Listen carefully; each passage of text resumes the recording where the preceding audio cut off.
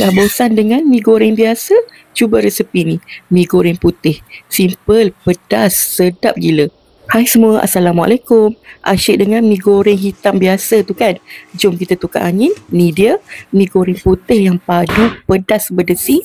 Tapi boleh adjust ikut tekak. Bahan-bahan pun simple saja. Kita kisar semua bahan-bahan ni. Kisar kasar-kasar je. Kalau tak nak pedas, boleh kurangkan cili padi tu atau ganti dengan cili masak. Kalau tak nak letak cili pun boleh.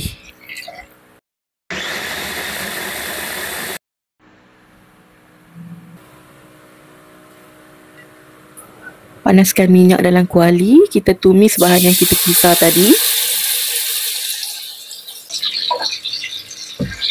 Masukkan daging atau ayam.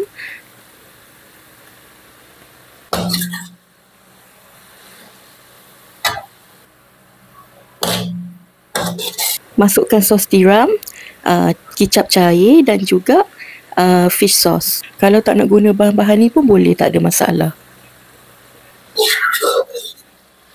Dan kek ni tambah sedikit gula nak bagi balance dia punya rasa.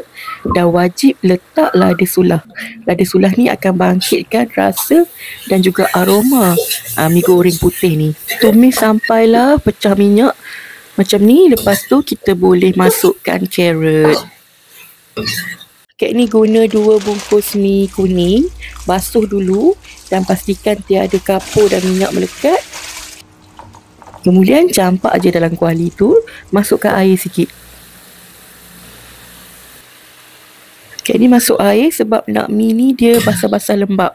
Kalau korang tak suka mi yang basah, boleh skip air tu. Kalau tak cukup masin, boleh tambah lagi kicap cair atau masukkan garam.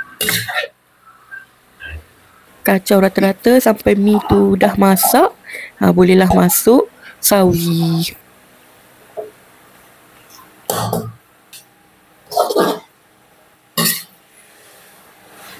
Dah siap lah kita punya mi goreng putih.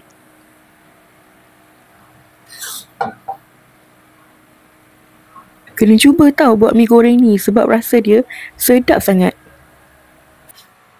Kalau nak masak untuk anak-anak pergi sekolah ke, atau untuk sarapan, atau nak buat potluck, masak mi macam ni.